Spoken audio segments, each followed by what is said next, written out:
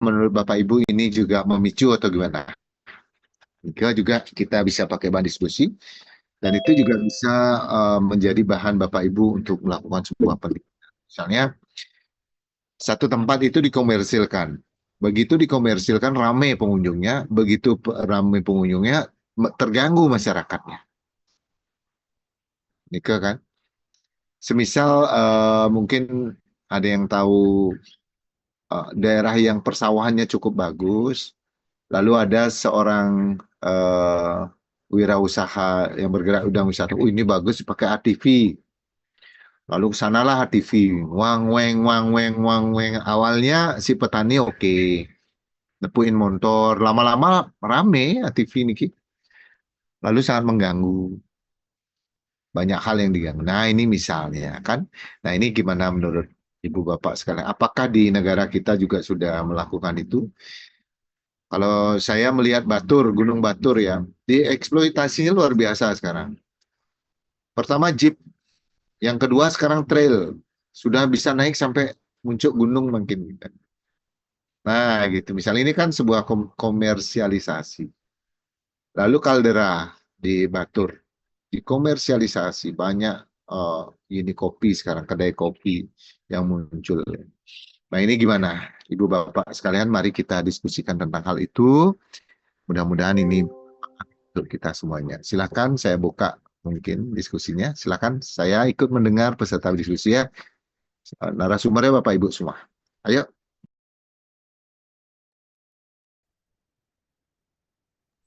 Ini Bapak Titiang Mulyamadiante, ngawitin ini. waktu dan tempat dipersilahkan. Belum dia menjawab sudah. Gede nggak jahil saja mula. Yes, hati-hati deh. Nah, Sarang Pak Dokter. Ya, ya, lima ayo menit lah ya. G 5 menit. Ayo kita saling-saling mengisi. Ayo, ayo, silakan Pak. Ampun, Titiang ngawitin. Dan ini benar seperti yang Bapak bilang, fenomena ini kok ada gitu. Dengan media sosial yang kencang, siapa tan medui handphone makin, siapa tan medui akun gitu. Semua akun bertebaran, bahkan anak-anak pun sudah semua memiliki. Dan dia berusaha kan nih membuat konten-konten, dan kadang-kadang konten-konten itu benar bisa memancing adanya apa namanya perhatian publik sampai akhirnya mengunjungi tempat tersebut gitu. Nah, salah satu yang simple yang lihat itu salah satunya di daerah Tabanan gitu nih, daerah Tabanan. Yang lupa namanya gitu. Iko cuma kawasan hamparan sawah gitu. Seperti yang Bapak tadi sampaikan, hamparan sawah biasa gitu. Tetapi dia memiliki terasis juga gitu. Kemudian salah satu mungkin konseptornya di sana gitu. Konseptornya di sana adalah mungkin ex orang pariwisata yang dulu kena COVID gitu. Kemudian dia ke memiliki ide dari hobi jepret-jepret gitu, dari hobi buat sesuatu kata-kata yang menarik nih kok gitu. Sehingga akhirnya Niki bener ngopi apa namanya nih kok dicari nih kok di Tabanan lupa dan gitu nih. Jadi Tuh, Pak.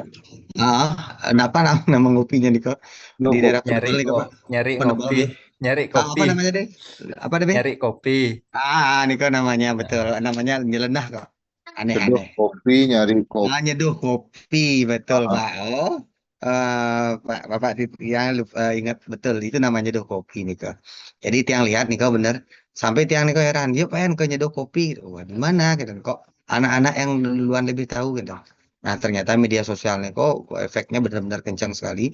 Dari hal yang biasa nih kok menjadi luar biasa. Tapi padahal tempatnya nih kok katanya accessibility-nya dari komponen 4A-nya nih kok mungkin jalannya setapak nggak terlalu besar kan, dan sehingga kalau dilihat nih kok nih Pak ini bisa mengganggu juga petani yang mau ke sawah tiap harinya kan, dengan banyak yang berjubel kan. Kemudian otomatis parkir juga bisa di sembarang tempat di jalan-jalan nih kok gitu, sehingga orang yang mestinya pertama awalnya dua wah berhasil, wah banyak ada orang datang, wah ini akhirnya loh kok malah kita yang sulit jadinya ke sawah kan.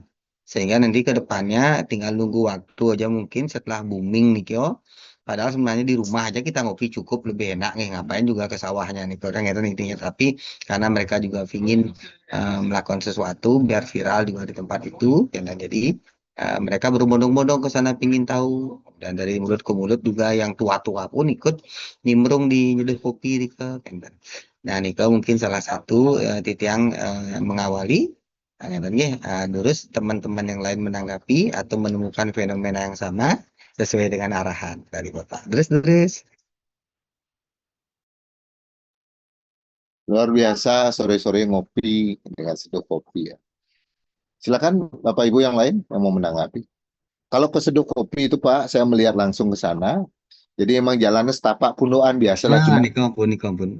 sudah di Mm-mm. tapi namanya sudah di beton.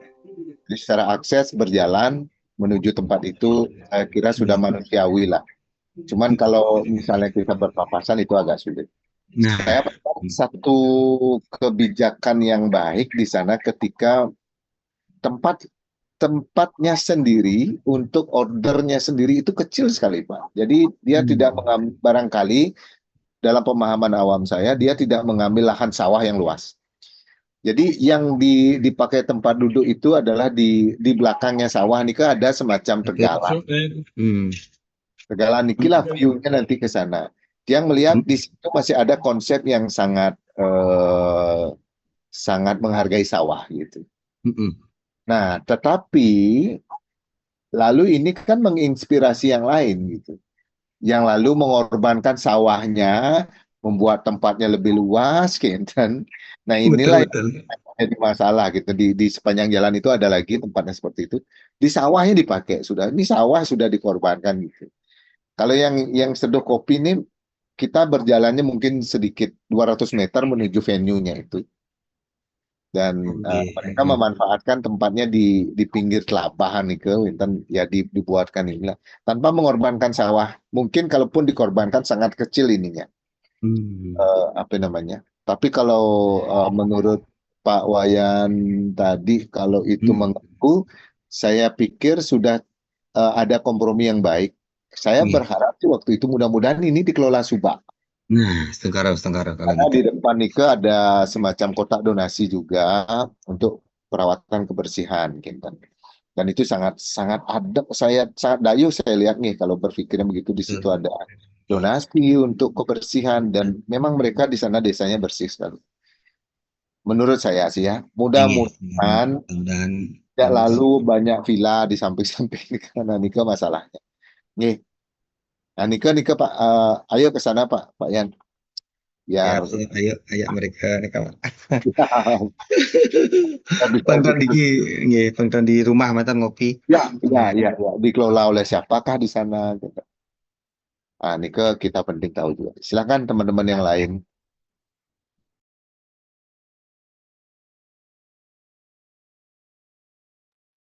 Pak Gusti Wijo barangkali sudah tadi ingin komentar gitu. Silakan Pak. 5 menit. Terima kasih Pak. Ya, Pak Agung. Baik, itu teman Tiang mungkin sudah menyampaikan satu contoh ya terkait dengan usaha baru yang di tengah persawahan gitu nih. Tapi terkait dengan apa yang Pak Agung sampaikan tadi, bahwasanya dengan munculnya usaha-usaha yang bergelut di dunia pariwisata itu apakah itu mengarah ke komersialisasi atau komodifikasi kan seperti itu gini ya. Apakah usaha-usaha yang dilakukan saat ini itu memang mengarah seperti itu ya. Jadi kalau kita berpikir secara wirausahawan, kalau usaha itu kan sah-sah saja dalam melakukan usaha ataupun memenuhi suatu usaha itu untuk penghidupan orang pribadi dan masyarakat lain. Karena dalam usaha itu tentu saja tidak hanya untuk menghidupi dari keluarga yang membuka usaha tersebut, tapi juga membuka peluang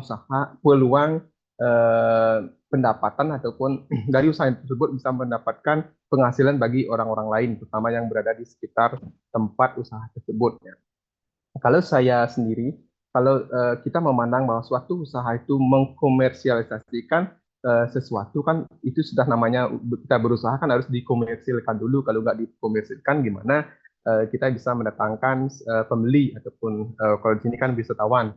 Kalau di penginapan, di mana kita tidak komersilkan tempat usaha kita, di mana wisatawan bisa tahu tempat usaha kita. Cuma juga seperti yang tadi, kalau Pak Wayan Madiate mungkin memberikan contoh adalah warung kopi, kalau tidak dikomersilkan, gimana orang lain bisa tahu bahwa usaha itu ada dan usaha itu eksis dan layak untuk dikunjungi seperti itu.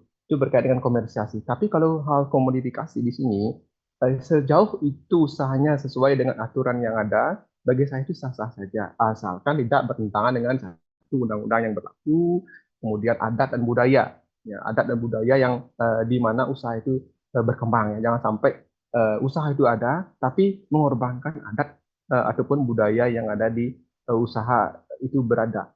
Itu pertama, adat dan budaya. Kedua, lingkungan. Tentu saja di sini dalam berusaha kita tidak sampai merusak ataupun merugikan lingkungan, entah itu lingkungan secara fisik, itu adalah lingkungan dari secara alami, kemudian maupun lingkungan secara non fisik, di mana suasana ataupun situasi dari tempat usaha kita. Misalnya yang tadi seperti dengan kedatangan wisatawan yang tadinya tidak ada aktivitas apa namanya motocross ataupun riding di persawahan, gitu ya. Jadi secara fisik itu tentu saja bisa mengganggu kenyamanan orang-orang di sekitar apa namanya tempat usahanya tersebut. Itu pertama. Terus kedua, di sini adanya makanya tiap usaha itu tentunya ada keterlibatan masyarakat lokal, ya, yang mana masyarakat di sinilah harus dilibatkan. Mereka juga harus mendapatkan benefit, harus mendapatkan manfaat. Jangan sampai di tempat usaha tersebut orang-orang yang berada di sekitar tempat usaha itu tidak mendapatkan apa-apa. Nah, inilah yang tentunya menjadi masalah, sering menjadi masalah di tempat-tempat usaha baru, dan di Bali pun sering, ya. Di Pecatu, Uluwatu pernah, di Ubud juga pernah, ya, yang mana hotel yang baru buka kemudian belum opening itu sudah di depan gate-nya sudah diturunin batu kapur putih, ya. Jadi akses masuk sudah ditutup sama orang lokal. Sama halnya di Ubud, ya. Ada juga hotel yang beralih udah buka, kemudian tiba-tiba orang lokal tidak puas karena mereka tidak mendapatkan satu kuota untuk masyarakat di sana untuk mendapatkan jatah untuk ketenaga kerjaan. Nah, mungkin di sana kurang fair. Bagaimana orang yang membuka usaha di tempat tersebut tidak fair dengan masyarakat lokal di situ, yang mana notabene adalah orang-orang sekitaran yang merasakan bagaimana nantinya kebisingan, kemudian riuh ataupun gangguan-gangguan yang lain seperti itu. Mungkin itu beberapa risiko yang terkait dengan kita berusaha. Tapi yang jelas dalam usaha ini, sepanjang itu sesuai dengan aturan, masalah komersialisasi itu sah-sah saja, asalkan tidak sampai merugikan baik dari segi sosial, budaya, maupun lingkungan. Mungkin itu dari pihak Pak Dokter. Ya, terima kasih Pak. Ada pandangan yang baik juga ya dari Pak Gusti. Jadi bagaimana usaha bisa jalan kalau kita tidak komersialisasi, kan namanya komersialisasi pasti ada sebuah usaha untuk memperkenalkan, kan gitu ya, produknya apapun. Nah, tentu di sini perlu ada komunikasi yang baik dan tim pengkajian yang baik terhadap hal-hal yang misalnya terbangun di wilayah itu, terutama wilayah-wilayah yang berkaitan dengan sisi-sisi. Kalau kita di Bali misalnya sisi-sisi kesucian terhadap dan sekarang kan akhirnya yang paling parah itu kan kita ini ya limbah industri pariwisata, sampah gitu. Karena juga keteledoran kita semuanya terhadap pembangunan properti yang akhirnya seolah-olah kita melegalkan juga hal-hal seperti itu. Kita lupa ada tata ruang, atau barangkali ya siapa yang masuk angin nih, kan gitu kan, apakah di perizinan masuk anginnya, sehingga tidak lalu ada pengawasan yang benar terhadap villa-villa liar gitu, misalnya gitu.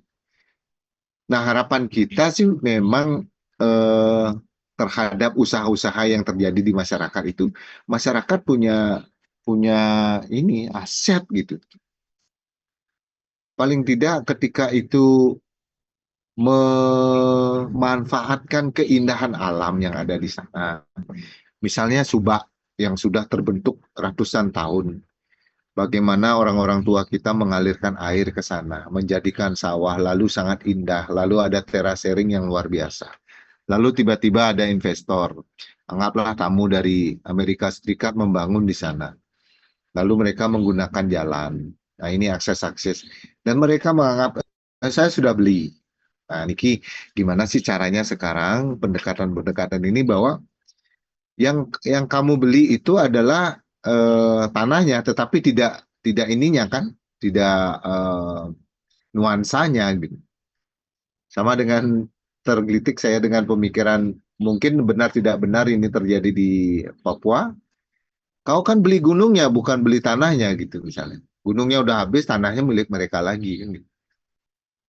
Nah, Nike misalnya yang seperti itu kan.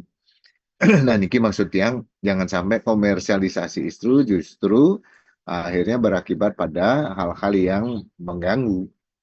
Misalnya komersialisasi Pura Besaki atau komersialisasi tempat-tempat lain lah sehingga pantai misalnya yang dari dulu orang-orang kita kalau kita bicara Bali pantai merupakan apa ranah publik gitu.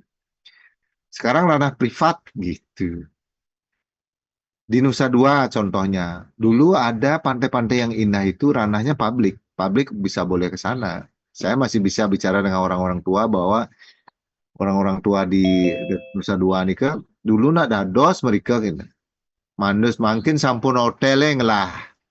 Tendadi mereka gitu. Ini kan komersialisasi yang lalu menjadi ranah-ranah yang sangat privat. Menurut saya gitu. Meskipun ya pendekatannya ke kemana ini saya kurang tahu juga ya. Nih, seperti nikah sih pandangan tiang Bapak Ibu. Apakah perlu lagi ada komersialisasi terhadap hal-hal yang kita bangun di Bali ini atau gimana? Atau di Indonesia secara menyeluruh?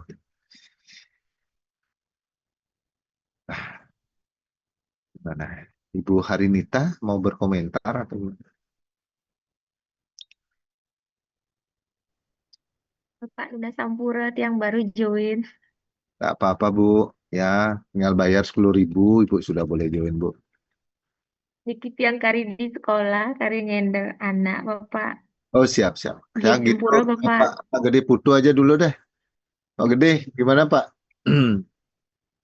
Nggih. Swastiastu, terima kasih kesempatannya. Ayo Pak. Ejik Pertu nggih, sareng rekan-rekan. Kalau dari sisi pandangan saya, komersialisasi itu yakni sebuah usaha untuk menjadikan sesuatu sebagai barang dagangan. Dan ini menyangkut juga di masuknya sebagai besar ke prinsip dasar ekonomi yang yaitu berusaha untuk mencari keuntungan juga dan juga masuk juga di supply and demand. Dasarnya seperti ini. Kalau misalnya ada persediaan, pasti ada permintaan dan juga sebaliknya kalau ada permintaan tentu nanti diusahakan untuk diadakannya persediaan seperti itu. Kalau misalnya kita dari rakyat bawah saja yang menyatakan bahwa seperti pantai itu tidak perlu dikomersialisasikan, namun kita punya lembaga atau di atas rakyat itu seperti pemerintahan mungkin di sana ada yang mereka memikirkan lebih besar untuk negara untuk pemasukan ya seperti misalnya ada investor yang masuk menginvestasikan modalnya untuk mendirikan seperti contohnya kayak yang di ITDC atau di Nusa Dua itu mereka menginvestasikan besar dan mendirikan hotel-hotel besar dan tentunya itu memberikan banyak pemasukan bagi negara dan tentunya masyarakat sekitar yang menjadi staf atau pekerja di sana dan memang itu menjadi pilihan yang gimana dibilang kita membutuhkan tapi di sisi lain kita sebenarnya juga harus menjaga seperti itu. Jadi sebenarnya kalau yang lihat itu sebatas kita pengusaha atau yang menginvestasikan itu memang sadar akan keberlanjutan dan tidak mulai membesarkan apa namanya keinginannya yang lebih, mungkin semuanya akan berjalan dan tentunya semua akan merasakan manfaat yang baik. Begitu tanggapan dari saya. Nih, Terima kasih. makasih Pak Gede, luar biasa juga ya. Nah, inilah yang sedang kita hadapi sekarang, fenomena-fenomena itu. Begitu dikomersialisasikan, begitu kita membuka ruang terhadap investor untuk melakukan ekspansi ke sana. Nah, ekspansi-ekspansi ini ya, dari sisi personal kan kadang-kadang menguntungkan, tanahnya terjual gitu. Contoh mungkin perpindahan itu dah dari apa namanya daerah Peti Tengah kan berpindah gitu, carinya habis semua itu. Begitu orang membangun villa karena cari bertanada bin masih membangun villa, orang sudah bergeser ke barat lagi. Orang bergeser ke barat lagi. Nah, nanti cari-cari di Tabanan nih ke ya worried kita habis juga. Yang ada nanti villa-villa horor di sana, nanti villa-villa yang tak bertuan bisa nih ke. Gimana? Kita merawat villa itu biayanya kan tinggi, biaya kolam, listrikan gitu. Nah, Nika sih kira-kira ya, apakah penting kita lagi mengkomersialisasikan seperti itu? Kalau saya melihat sih Gunung Batur sekarang, saya crowded di sana, sampah luar biasa. Mungkin pandangan masyarakat orang gunung itu milik saya, gitu misalnya kan. Batur iki, sementara titian Batur. Mungkin ya Niki nak baru asumsi ya. Mereka sangat bangga mengkomersialisasi bahwa oh nggak apa-apa, nggak bisa naik, kita ada trail kok sekarang, naik dengan trail, mereka. Nah, lalu teman-teman kita yang dulunya berpikir Batur itu adalah lokasi pendakian dengan keindahannya, sekarang sudah dengan kebisingannya gitu. Meskipun tetap menjadi tempat-tempat favorit karena gampang dijangkau, dan sekarang kalau tidak ada itu ada trail, ada jeep gitu. Dan itu menjadi aspek-aspek yang berbeda ya, dari sisi-sisi ekologi akan berubah dia kita. Itu sih yang kira Bapak Ibu sekalian, apakah contoh-contoh yang lain masih banyak ya, pura yang dikomersialisasikan, dulu apa Bakri di mana di Tanah Lot, sekarang Serangan bergejolak kan nih terus. Tapi Benson Nikinah yang berpikir tentang Bali, baru Karangasem sudah juga di bukit apanya itu kemarin bergejolak juga gitu. Yang bertahan itu saya lihat yang di Bedugul itu hotel yang mati itu. Nah, ini gimana tuh fenomena tuh, kok bisa ya hotel itu sampai sekarang nggak jadi-jadi itu. Menarik. Hotel horor. Ya, padahal dia itu kan lokasinya sangat bagus. Kenapa kok justru ini? Dulu saya berpikir Serangan itu nggak, ternyata lanjut aja lagi. Ini gimana kira-kira? Dan sekarang apa ya kira-kira pembangkit listrik yang di geotermal itu mungkin akan bangkit lagi nih. Dengan kebijakan gubernur mungkin nih. Pernah ke geotermal tuh Ibu Bapak sekalian? Pernah nih? Kalau sudah pernah, bagus lah. Belum nih Pak yang Belum itu. ya? Pernah Kalau Bapak, nih Pak tapi yang masih tadi ditutup. Ya lanjut Pak Yan. Oke, tadi menarik tentang yang di Bedugul nih. Semua mungkin tahu, banyak nih kok. Bahkan dulu ada asram nih Pak Agun. Asram kalau nggak salah namanya di Lodanu aja nih kan, Lodanu. Kalau nih naik view-nya luwung, bagus ke danau kan. Dan benar mereka nih kok enggak terlalu ramai di sana. Padahal punya Bedugul. Nah mungkin menurut yang kalau kita komen bersama, nyalah orang nginep di Bedugul mirip yang nyalahnya pun api umpamanya nak oleh di Denpasar atau oleh Mengui naganan kalau nginap ke Bedugul arah sangat Pak nih kok, kecuali ke Lovina yang melalui nih kok Pak, minam yang berlelah sampai setengah hari menjalan. Makanya Lovina lebih ramai untuk dipakai destinasi nginap karena keterjangkauan mirip Niki range ininya.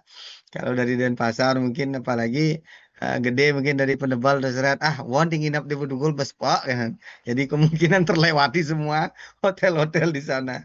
Padahal harga yang ditawarkan menarik kan. Kemudian orang-orang besar juga yang punya usaha hotel kok gitu. Tapi politik juga kayaknya nih kok Pak Agung ada unsur itunya nih kok politiknya. Orang-orang besar nih Kak, tapi maksudnya yang mega-mega gitu, orang mega gitu. Ya, ya, mega, Besar-besar mega, gitu. betul.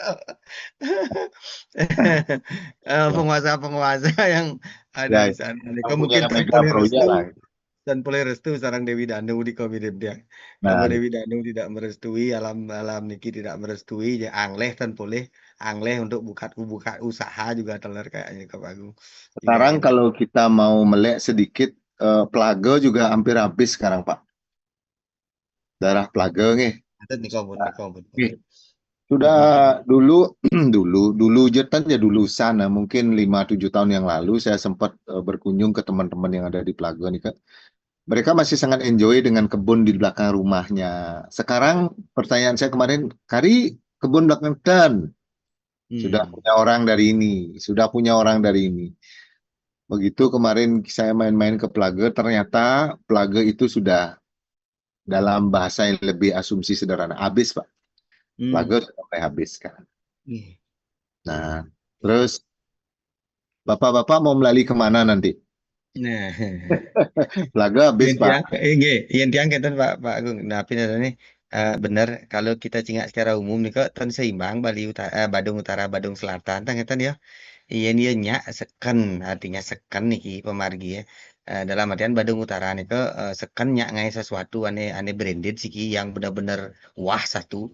Umpamanya investor nih kok mau benar-benar apa gitu brandnya nih kok yang membangun hotel yang udah branded di sana satu di utara untuk menyimbangi Badung niki sehingga kegiatan conference kegiatan konferensi air kayak kemarin niki konferensi water conference harapan kok bisa diarahkan ke utara sehingga benar-benar nih ke ini kalau di utara mungkin ya cuma ada villa, homestay, bungalow nih kok belum bisa mengakomodir event besar ya tanpa Agung menurut yang kalau seandainya coba aja di utara nih ke buat sesuatu yang benar-benar wah satu hotelnya 5 4 star nih kok habis nih kok adakan di sana event-event dunia di Badung di Plaga kan yang rasa Pak Giri kenyung-kenyung ya ditulis ada ada ada aktivitas di sana semua diperlebar semua di gini jadi Niko penyimbangannya harus ada sesuatu yang wah di utara sedangkan di utara ada homestay jak bungalow kan ada nyidang anggo 2 jam 3 jam kan ada di Jawa ada event Oh, internasional bisa di pengalaman. utara kita yang rasa penyimbangannya kayak gitu gimana caranya Niki biar investor mau ke utara tetapi biar berdampak juga pada Badung Utara jadi warga juga dapat bekerja di sana dampak dari event internasional dirasakan nanti di sana gitu. Jadi pemerataan itu begitu Kak kalau menurut Tiang ya Pak Gong ya untuk sekedar ngopi sore niki jadi enak bahasanya untuk memikirkan pariwisata Badung lah di Luna Bali lah secara gitu. Kita lagi di menurut Tiang. Nanti ini Pak Yan sama Pak Gede sebagai warga Penebal ya harus dijaga Penebal. Bahaya nih Pak Penebal Pak. Sudah disasar sekarang ini.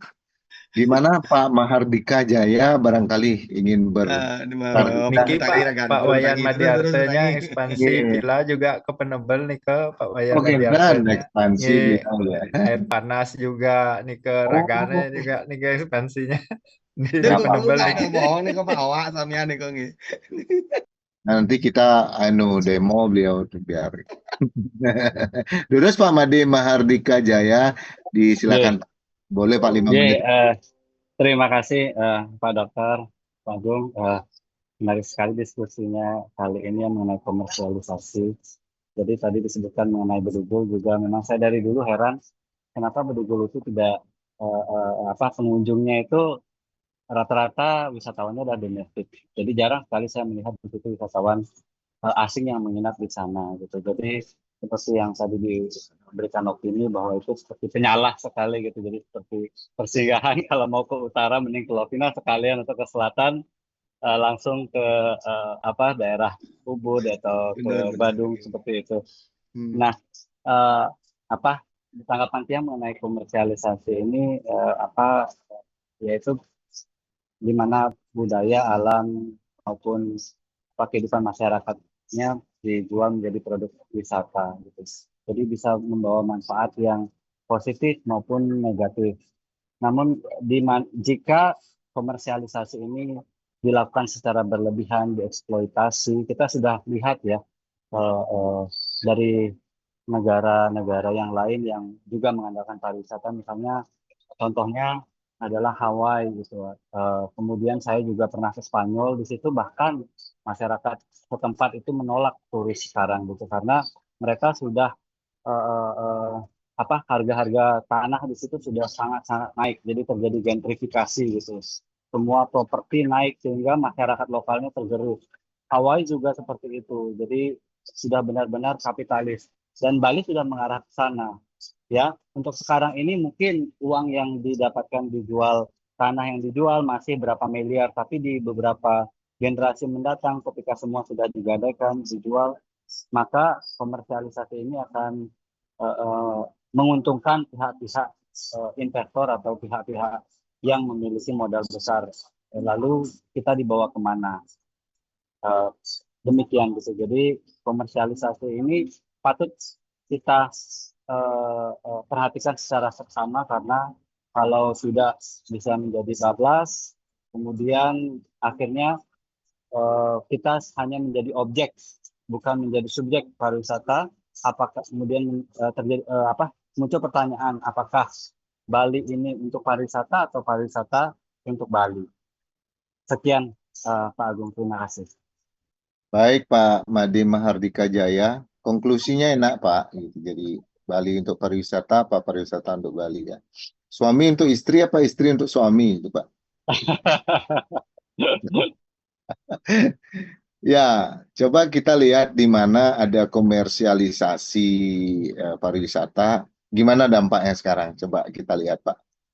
Di mana kira-kira Bapak bisa melihat satu poin di mana dilakukan komersialisasi terhadap pariwisata, gimana kondisinya sekarang? Ya, tadi saya sebutkan di dua lokasi tadi yang berbeda di Hawaii dan Spanyol gitu, di mana penduduk lokal sudah dari tahun 1960-an itu sudah menjual tanahnya. Sekarang artis-artis besar dari Hollywood sudah memiliki banyak tanah di situ, harganya sudah berkali-kali lipat. Penduduk setempat generasi selanjutnya tidak bisa lagi memiliki tanah. Di Spanyol juga demikian gitu. Jadi di Spanyol bahkan turis-turis asing yang duduk di pinggir restoran itu disiram air itu untuk pergi turis, bahkan ada pelang turis go home seperti itu. Jadi benar-benar mereka melakukan penolakan agar Barcelona itu atau di Spanyol itu kembali lagi identitasnya, budaya yang sangat kental. Nah, selain itu juga kita lihat Dubai juga seperti itu. Dubai penduduk lokalnya hanya menjadi objek. Jadi orang-orang asli di situ sangat sedikit yang bekerja atau menikmati hasilnya. Kebanyakan dari investor-investor asing yang memiliki modal besar. Demikian. Jadi Bali kalau kita biarkan sekarang mungkin masih aman, tapi kalau kita tidak prihatin ke depan, maka Bali benar-benar akan menjadi milik orang lain, bukan kita. Demikian, Pak. Ya, Pak. Terima kasih Pak Made.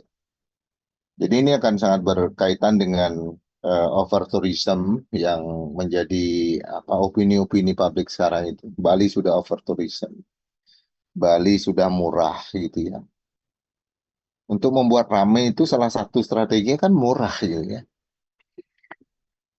Padahal Bali sendiri dibangun brandingnya sangat mahal oleh para tetua-tetua kita. Nusantara ini kan dibangunnya sangat mahal. Gitu. Jadi tidak sembarangan. Lalu karena menjadi persaingan industri pariwisata, lalu menjadi murah. Pilihannya ya go to Bali because murah. Australia ke Bali aman, Bali. Jadi you tinggal sewa sepeda motor berapa puluh ribu, nanti lu tinggal pergi ke Ubud, lu nggak perlu sewa hotel, tidur di Banjar aman. Di Banjar Pak. Dan betul kita Bali kan begitu. Ada turisnya pulas di Banjar nih ke, Banjar agarnya pulas ini turis gitu. Nah, gitu. Daripada pula sini cicing kan gitu nih dalam tanda kutip nih. Artinya begitu. Jadi Australia itu menganggap Bali rumah kedua kan begitu ya. Jadi, nah eh, ilustrasi-ilustrasi seperti ini menjadikan apa kita lalu menjadi apa pariwisata tempat pariwisata murahan atau gimana kan gitu nih. Nah, itu menjadi poin-poin kita sebagai akademisi untuk berani bersuara, mengkritisi, termasuk juga perilaku secara pribadi saya, Bapak Ibu sekalian, apakah mempunyai perilaku seperti itu? Mari kita kritisi untuk diri kita sendiri juga.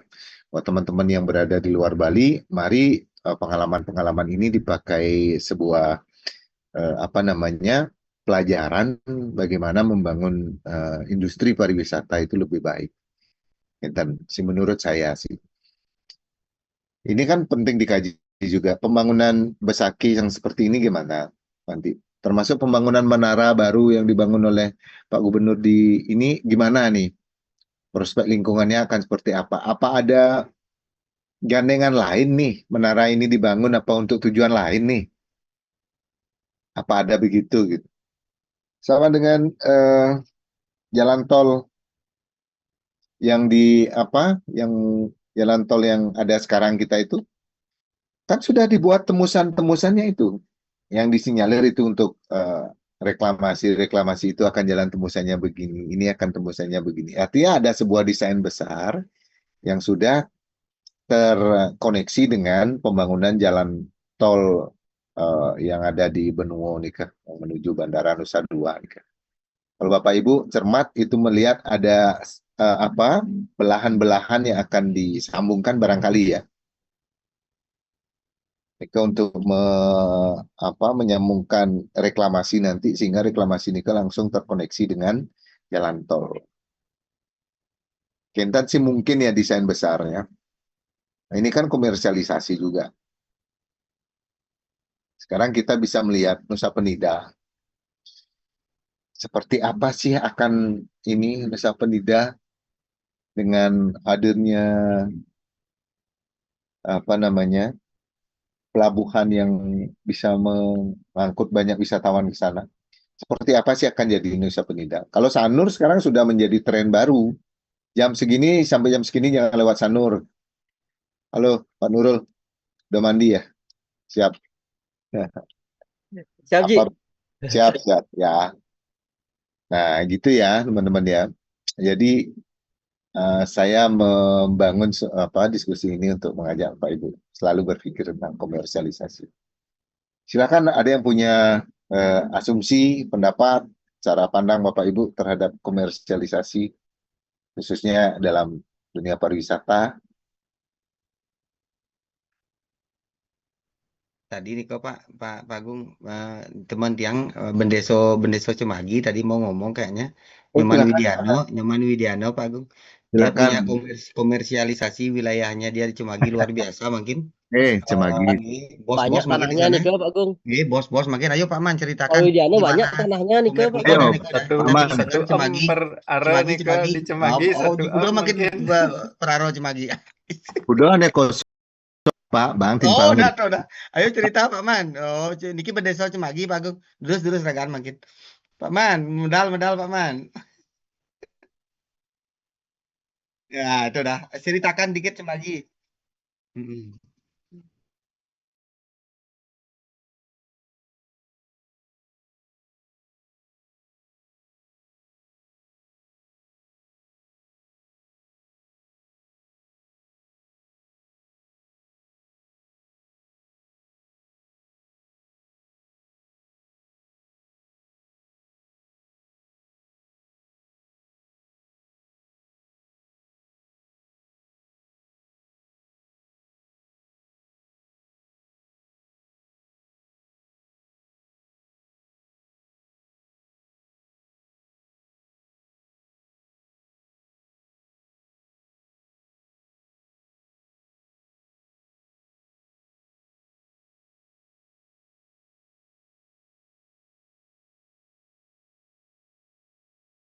Terus Pak Man. Terdengar Pak Widi, Jelas Pak Man. terdengar jelas. Berbuah suah loko mendengar semua. Oke. Kalau suara bendesa nggak didengar, Pak, itu udah wog balik. Wong Bali betul betul. Terus Pak Pendeso, lungin bicang balik.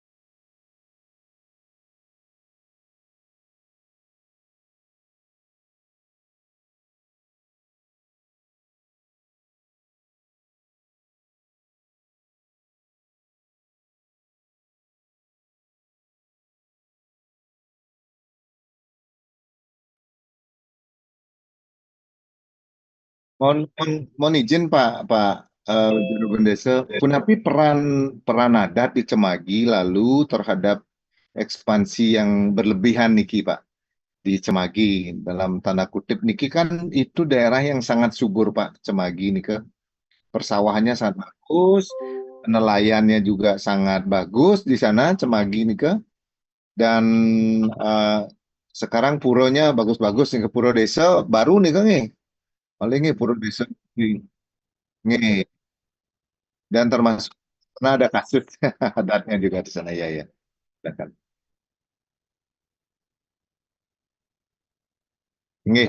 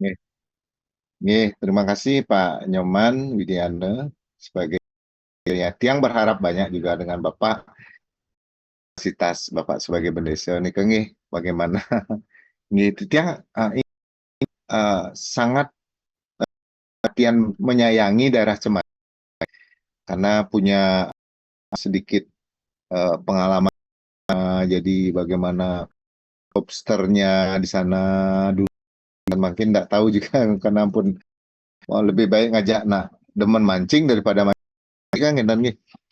Niki luar biasa. Mudah-mudahan Cemagi tetap jadi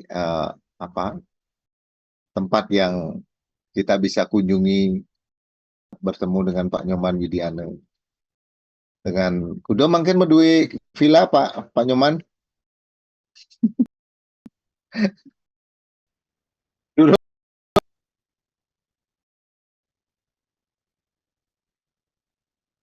Iya ya.